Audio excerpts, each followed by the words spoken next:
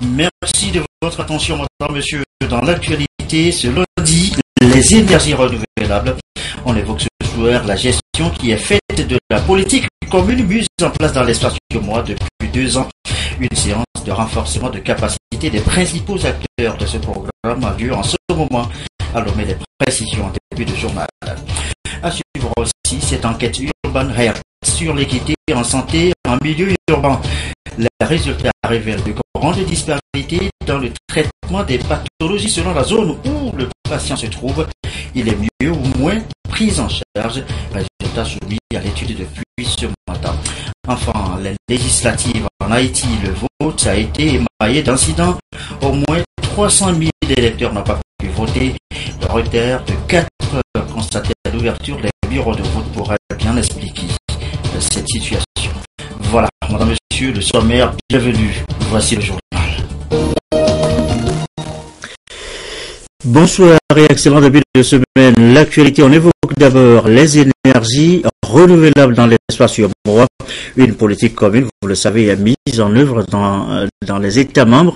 Le Togo fait office de bon élève 2 ans après le début d'exécution de ce programme. Et pour aller encore plus loin dans sa réalisation, eh bien, une séance de renforcement de capacité a lieu depuis ce matin à Lomé. Voici les précisions de Adolphe Paka.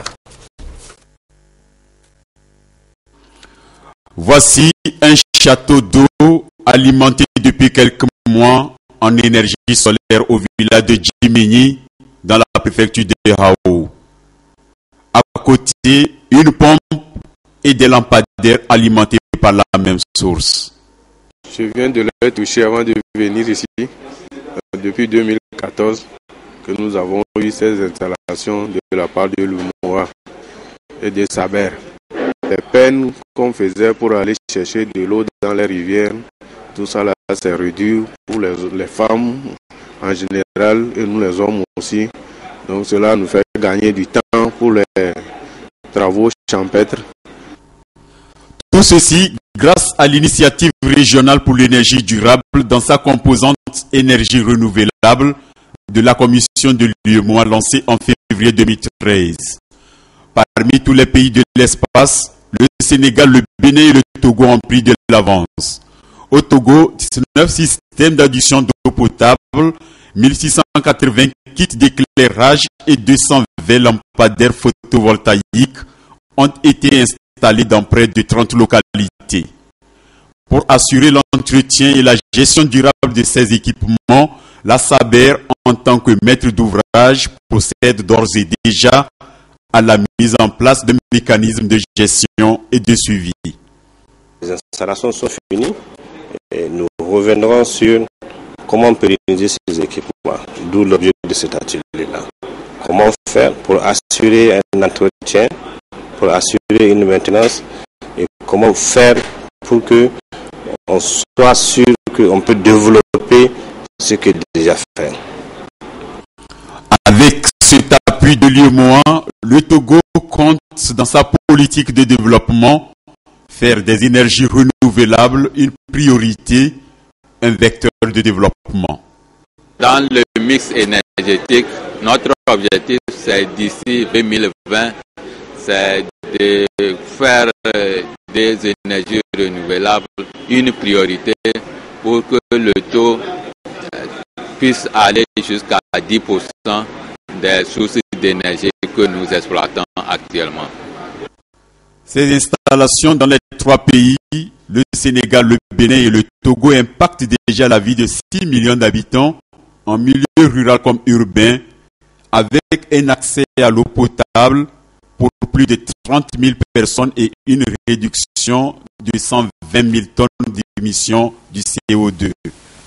De nos jours, toute l'humanité est sous les effets pervers des énergies classiques qui doivent progressivement faire place aux sources propres, les énergies renouvelables.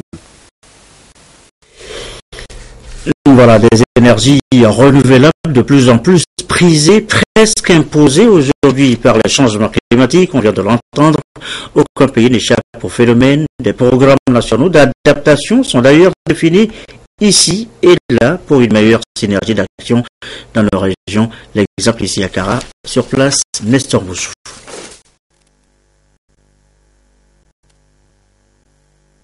À l'instar des autres pays, le Togo est confronté au défi des changements climatiques. Une situation marquée essentiellement par un déficit pluviométrique qui influe négativement sur le calendrier agricole, avec pour conséquence la baisse de la production. Devant cette situation, le gouvernement a initié le projet ADAPT, entendez, adaptation de la production agricole au changement climatique. Ce projet a identifié un certain nombre de mesures pratiques. Ce sont ces mesures qui sont au cœur de cette rencontre régionale de Kara. Ces mesures sont la pratique du reboisement, de l'agroforesterie, de la foresterie communautaire, de la pisciculture, de l'apiculture, de la micro-irrigation, entre autres. Étant entendu que l'agriculture togolaise est essentiellement pluviale, il y a les questions de changement climatique qui sont d'ordre mondial, qui affectent les différentes spéculations. Et c'est dans ce cadre que le ministère a engagé des négociations et a obtenu le financement du Fonds pour l'environnement mondial en collaboration avec le FIDA pour pouvoir mener un certain nombre d'activités relatives donc à l'adaptation de la production agricole au changement climatique. De façon concrète, il sera question de développer les bonnes pratiques d'adaptation au niveau des différentes spéculations, de contribuer à la meilleure gestion de la transhumance au Togo à travers la mise en place des infrastructures pastorales et également de contribuer au développement des productions maraîchères par l'utilisation des biofertilisants.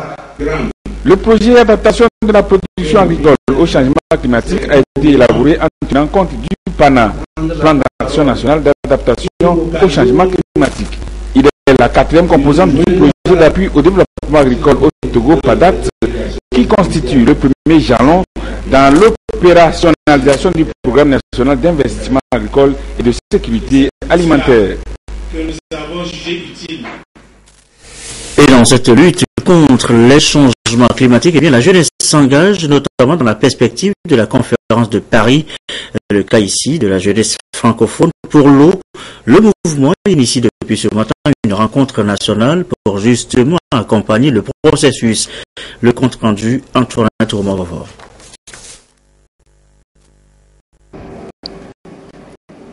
La conférence de Paris sur les changements climatiques qui se tiendra du 30 novembre au 11 décembre 2015 à Paris est à la fois la 21e conférence des parties COP21 à la Convention cadre des Nations Unies sur les changements climatiques et la 11e réunion relative au protocole de Kyoto.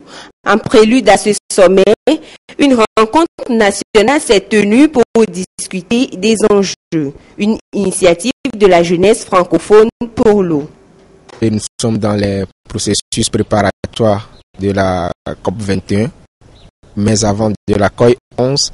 Donc cet atelier qui fait partie d'un projet initié par le ministère des Affaires étrangères français et l'OFQJ et le Parlement mondial de la jeunesse pour l'eau, s'inscrit en fait dans l'idée de donner aux jeunes l'opportunité de faire des propositions qui seront adressées aux décideurs, aux différentes parties prenantes lors de la COP 21 à Paris.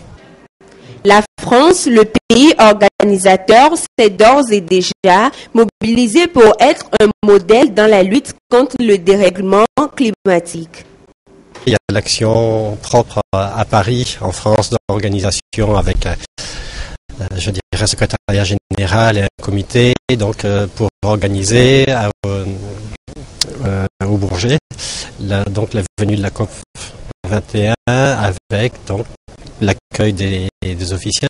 40 000 personnes seront attendues, plusieurs milliers de journalistes, la société civile, et aussi un espace qui est prévu pour que n'importe quel citoyen puisse, que le Togo, comme les autres pays, donc rédige sa contribution, c'est-à-dire fasse ses propositions et soit capable de faire porter sa voix au niveau dans l'enceinte internationale. Le Togo s'est également engagé dans le processus pour venir à bout de cette lutte. La COP21 doit aboutir à un nouvel accord international sur le climat applicable à tous les pays dans l'objectif de maintenir le réchauffement mondial en deçà de 2 degrés Celsius. Et dans la foulée, cette question importante, quel comportement devrions-nous adopter pour éviter moins de préjudice aux générations futures? Question importante donc au regard de la gestion aujourd'hui qui est faite des ressources naturelles, les explications et les secours. Face à la dégradation sans cesse croissante de la couche d'ozone, provoquant ainsi le réchauffement climatique, les ressources naturelles deviennent elles aussi rares et de grands enjeux s'imposent à cet effet. Alors que la population mondiale semble atteindre le seuil des 9 milliards d'ici à 2040 et que le monde de consommateurs de la classe moyenne va augmenter de 3 milliards au cours des 20 prochaines années, la demande en ressources naturelles augmentera aussi de manière exponentielle. Ces estimations des Nations Unies ont poussé les dirigeants de la planète à s'engager dans une nouvelle dynamique, celle d'aller vers une politique de développement durable. La notion de développement durable demande tout simplement de s'assurer que nous puissions utiliser rationnellement les ressources naturelles actuelles et permettre à ce que la génération future, elle également, puisse pouvoir se nourrir convenablement. Et cela implique donc une utilisation rationnelle intelligente dans les ressources. Cela implique une participation de tous les citoyens. Cela implique aussi une notion de justice sociale. S'assurer qu'il y ait une solidarité dans le temps entre aujourd'hui et demain, mais aussi dans l'espace. Il faut que l'enfant népalais aujourd'hui et l'enfant du Togo puissent avoir les mêmes chances de développement. Donc voilà un peu ce que la notion de développement durable implique. 3 piliers principaux sous-tendent le concept de développement durable. Il s'agit de l'aspect socio-économique et écologique. Des aspects à prendre en compte par les collectivités, les entreprises et les individus dans leur comportement quotidien. La notion de développement durable appelle tout simplement à de la morale. Donc c'est juste un devoir personnel pour protéger mes enfants demain. Mais je ne suis pas obligé. Qu'est-ce qui m'empêche de manger comme je veux? Qu'est-ce qui m'empêche de couper les arbres? Rien. Donc au lieu de faire appel à la morale, à la conscience personnelle, il faut peut-être mettre un prix. Il faut tout marchandiser, il faut tout modifier. Et c'est ça progressivement qui a permis à ce que des gens aient pu développer une nouvelle notion qu'on est en train de nous faire vendre depuis un certain temps, la nouvelle notion de l'économie verte. C'est une économie dans laquelle on tient compte des limites de la nature, mais aussi que les activités de l'homme aient moins d'impact possible sur l'environnement. D'ici à 2030, le monde aura besoin d'au moins 50% de plus de nourriture, 45% de plus d'énergie et 30% de plus d'eau d'après les estimations des Nations Unies, alors que l'environnement change et crée de nouvelles limites pour les ressources naturelles. C'est pourquoi les populations du monde sont appelées à ne pas manger les graines qui serviront de semences demain.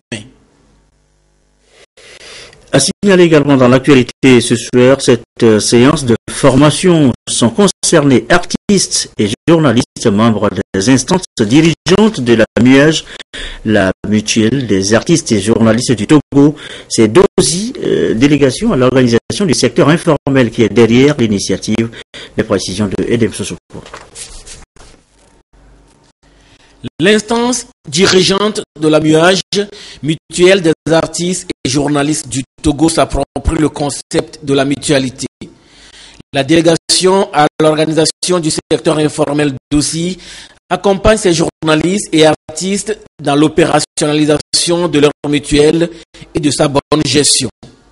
C'est une manière de les outiller et les permettre d'assumer pleinement leurs responsabilités et nous comptons, après cette formation, passer à une autre étape qui consistera à passer à une sensibilisation, cette fois-ci des acteurs, pour permettre aux uns et aux autres de comprendre le bien fondé de toute cette politique et d'y adhérer.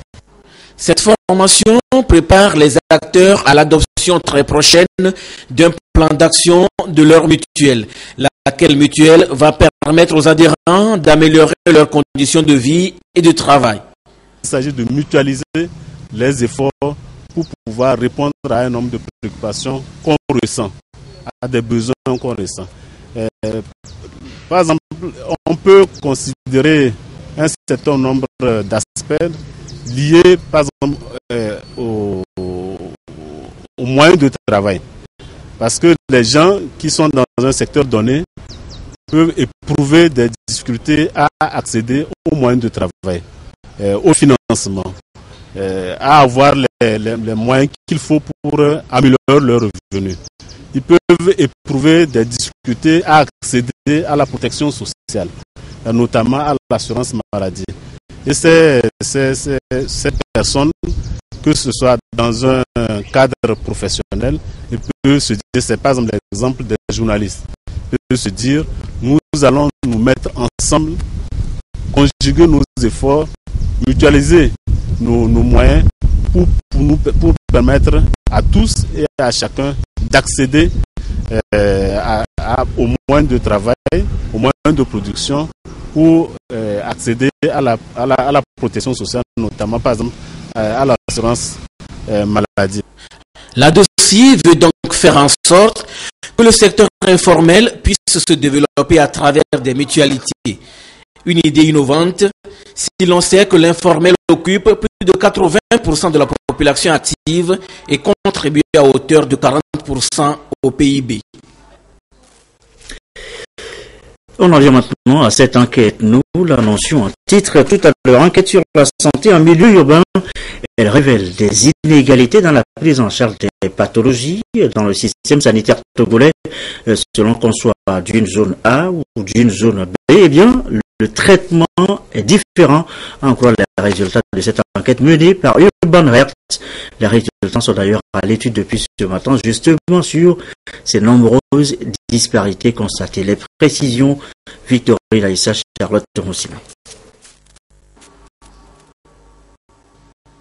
La vie en milieu urbain offre de nombreuses opportunités, mais leur répartition peut être inégale. Des catégories de citadins sont sujettes à un état de santé précaire. Comment combattre cette inégalité dans le système sanitaire en milieu urbain? L'Organisation mondiale de la santé a mis en place un outil d'évaluation et d'intervention pour l'équité en santé en milieu urbain, Urban Heart. Et c'est le district numéro 3 de la commune de Lomé qui a expérimenté cet outil. Nous avons senti que dans la zone de baie, il y a des ménages qui ne disposent pas de la latrine. C'est un exemple, parmi tant d'autres. Nous avons retrouvé également que les femmes dans leur ménage ne font pas la vaccination complète. Donc les enfants de 0 à 11 mois doivent avoir leur vaccination complète. Mais au cours de l'enquête, nous avons constaté que ce n'est pas tout le monde qui a accès à la vaccination. L'outil s'inscrit dans la politique nationale de santé et est en adéquation avec le plan national de développement sanitaire. Il consiste à évaluer la situation sanitaire d'une zone donnée, à analyser les données, puis à faire des projections. Si nous arrivons à projeter tous ces résultats aux bénéficiaires, ces bénéficiaires doivent s'approprier ces résultats et ces résultats doivent être transformés en un plan de développement local. Ce plan ainsi élaboré avec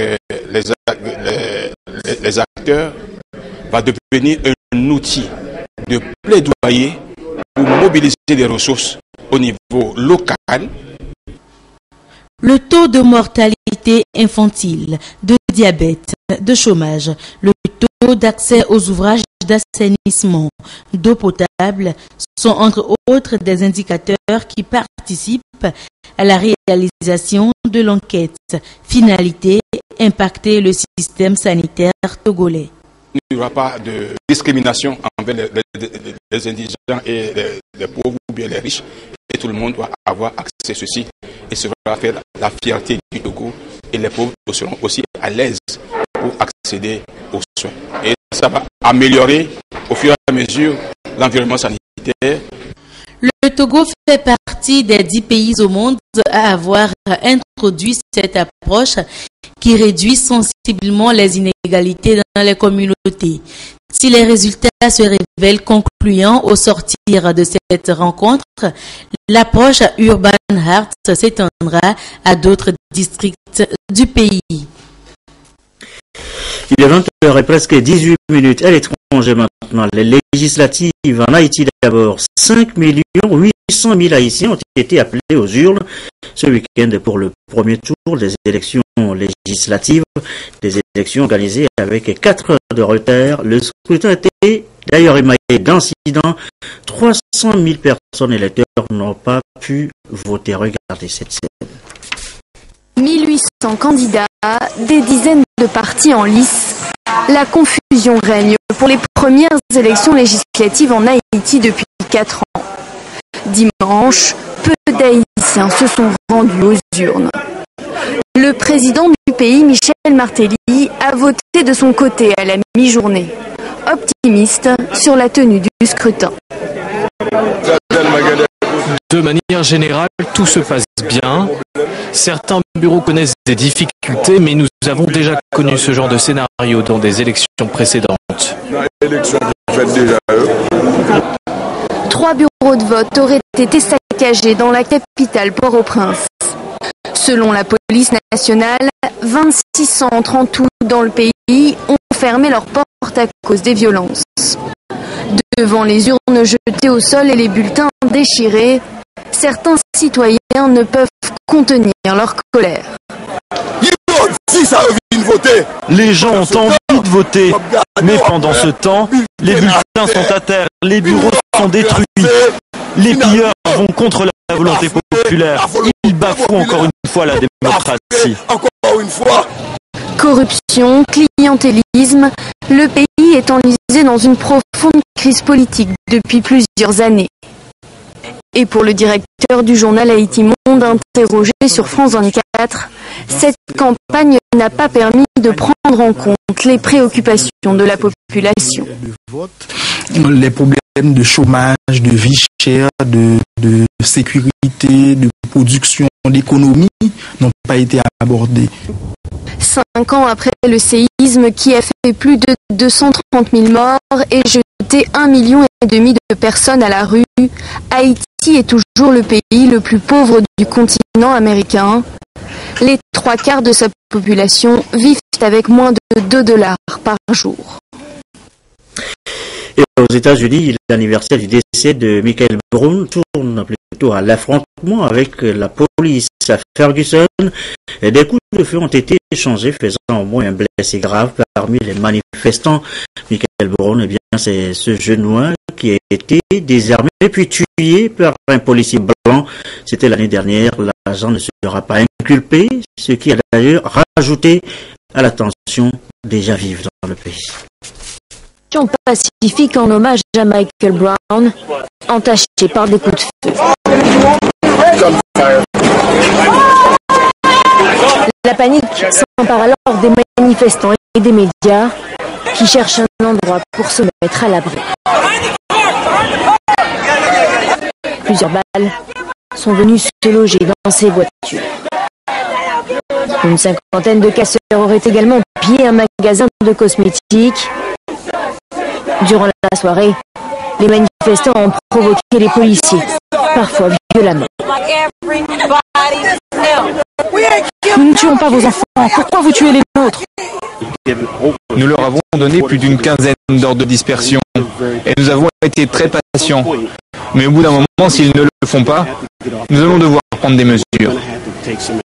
Des actes isolés car toute la journée, la marche s'est déroulée dans le calme.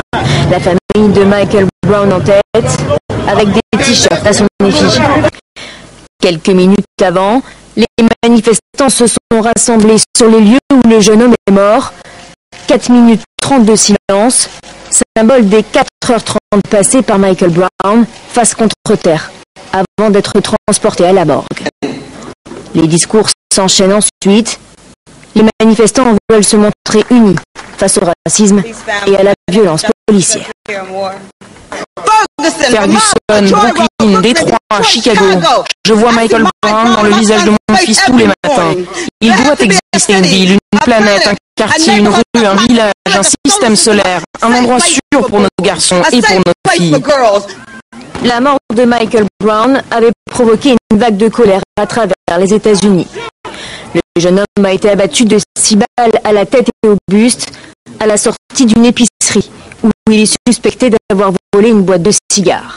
Le policier qui a tiré, Darren Wilson, n'a pas été inculpé. Depuis, les tensions raciales persistent et sont de nouveau dénoncées à chaque nouvelle affaire. Dernière en date, vendredi, un étudiant noir non armé de 19 ans a été abattu par un policier près de Dallas après avoir foncé avec sa voiture dans la vitrine d'un concessionnaire automobile. Sur un tout autre registre maintenant, passez-vous vos vacances cette année au pays, à l'étranger? En tout cas pour le président François Hollande, nul ne le sait, il est parti ce matin loin de l'Élysée pour une destination tenue secrète, même s'il a précisé qu'il restait en France. Tous les chefs d'État n'ont cependant pas la même philosophie. Pour certains, les vacances, c'est une période de communication politique. Pour d'autres, elles ont lieu au contraire loin des projecteurs dans leur pays ou à l'étranger. Regardez ce petit tour d'horizon. Leur album photo de l'été vient de s'ouvrir. De Barack Obama à Angela Merkel, David Cameron ou Vladimir Poutine, où les chefs d'État et de gouvernement passent-ils leurs vacances cette année. Pour François Hollande, les congés débutent ce lundi pour 9 jours, mais impossible de connaître la destination du président. Merci beaucoup. Oui, en France, forcément en France. Bon, bonnes vacances. Peu de chance pourtant qu'il se rende au fort de Brégançon comme il y a 3 ans. Photographié ici sur la plage, en polo, au milieu des vacanciers. Il était en vacances comme tout le monde. Ça nuit un peu à la figure de la présidentialité et à l'idée que vous investissez la fonction. Donc aujourd'hui, on serait plutôt dans la réserve et un certain secret autour des vacances présidentielles. François Hollande pourrait préférer la résidence de la Lanterne à Versailles, située à 30 minutes en voiture seulement de Paris. Des vacances discrètes, à l'inverse de Barack Obama. Avec sa femme et sa fille, le président américain a quitté la Maison Blanche pour sa résidence conçue sur l'île de Martha's Vineyard. Pendant ce temps, Angela Merkel et son mari passent des vacances classiques, les mêmes depuis 8 ans, dans le Tyrol italien. Plus au sud, David Cameron pose avec sa femme au Portugal, un peu trop loin de Londres, au goût de certains. Certaines personnes se disent David Cameron est en vacances et moi je ne peux pas partir, mais globalement les gens comprennent que c'est la trêve parlementaire et c'est le bon moment pour que le Premier ministre prenne ses vacances. Vladimir Poutine, lui, n'a pas encore annoncé son lieu de villégiature, mais une chose est certaine, ses vacances devraient être médiatisées, c'est le cas chaque été. Voilà, dans le reste de l'actualité, la politique nationale de la formation civique et d'éducation à la citoyenneté. La campagne de sensibilisation se poursuit dans la région, l'étape de Sokolé à suivre ce soir avec la marque Bojono.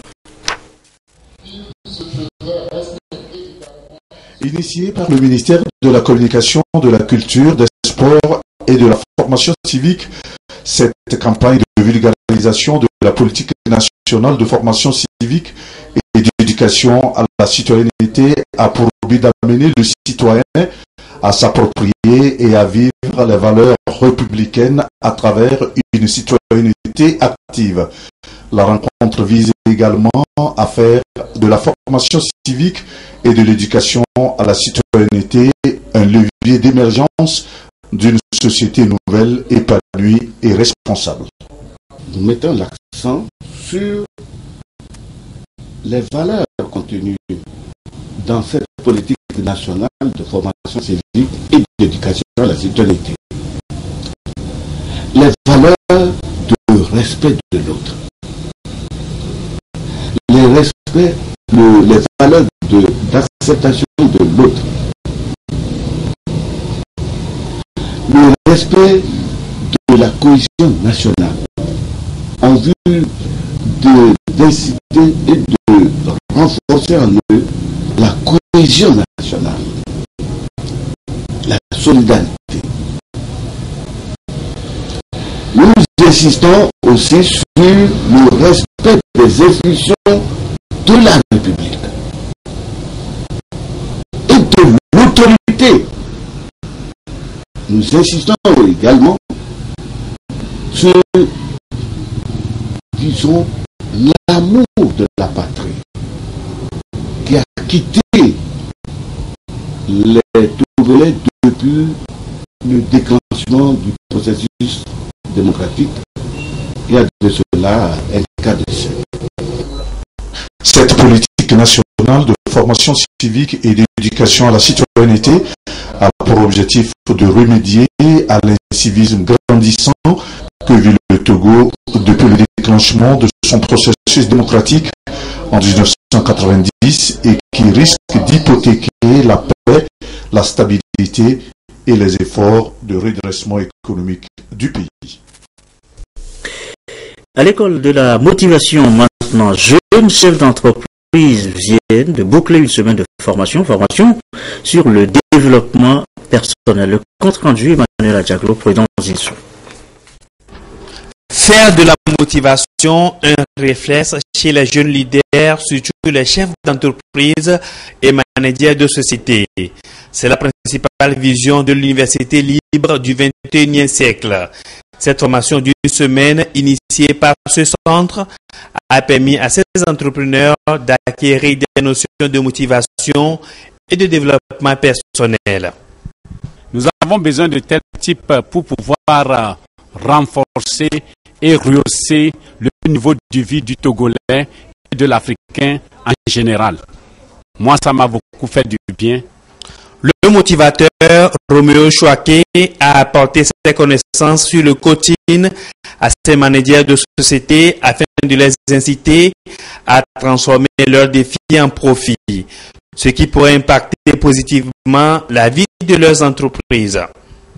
Nous pensons que réellement tous nos défis sont des profits déguisés et que nous devons être motivés pour ne pas baisser les bras devant les défis, mais plutôt aller au-devant des défis pour pouvoir trouver la croissance qui se cache derrière les défis. Nous avons travaillé également pour convertir nos contacts en contrats et nous avons démontré que si chacun d'entre nous pouvait apprendre à convertir ses contacts en contrats, sa vie changerait sur le plan économique. Nous avons conclu que si ceux qui font des efforts veulent aller de l'avant, ils ont besoin d'une dose de motivation, ils ont besoin de quelque chose qui les pousse vers l'avant, afin qu'ils ne soient pas influencés par l'environnement décourageant dans lequel nous sommes. La motivation doit aussi faire des émules dans le cercle familial. La prise en compte des notions véhiculées par l'Université libre du XXIe siècle permettra aux jeunes leaders, selon les promoteurs, à améliorer leurs performances dans divers domaines. Musique, tout en musique maintenant avec Ova Flora et ses pairs en concert hier au Palais des Congrès de Lomé, grande soirée gospel, louange, adoration, puis dédicaces ont constitué le menu de la soirée avec en prime un premier album de 13 titres dédicacés. Lucas Rachel Aoukou.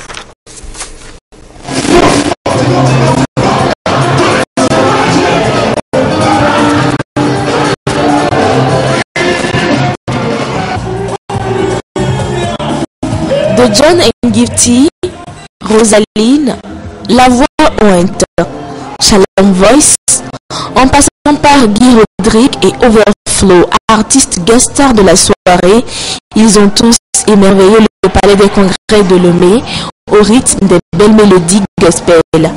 Adoration, louange étaient les moments forts de ce rendez-vous spirituel et culturel.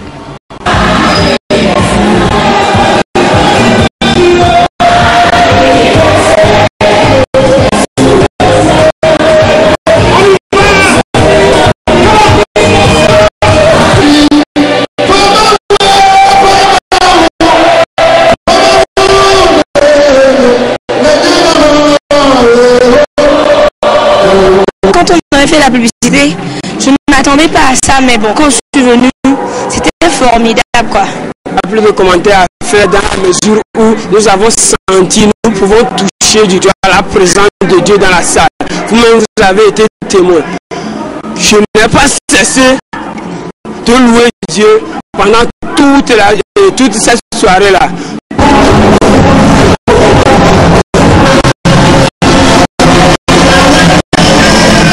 Ce premier concert live du Centre Overflow, c'est aussi un tremplin pour le lancement du premier album de 13 titres du duo. Pour tout le peuple togolais, c'est un message de foi, parce que nous savons qu'au travers de la foi, tout est possible.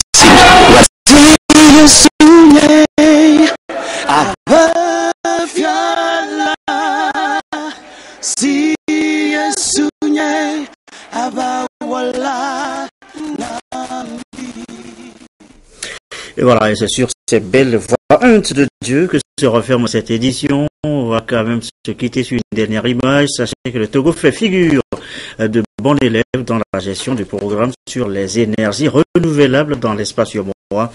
Le programme exécuté depuis 2 ans déjà, les acteurs renforcent davantage leur capacité à Lomé depuis ce matin. Votre soirée sur la télévision togolaise, la météo ce soir, Cléo Sabine Poko dans un instant, 21h, le magazine des sports, 22h30, nos dernières infos, ici de Koubatine. Merci à vous qui nous suivez ce soir à Sotoubois sur la télévision togolaise et comme d'habitude toujours fidèlement. Belle soirée.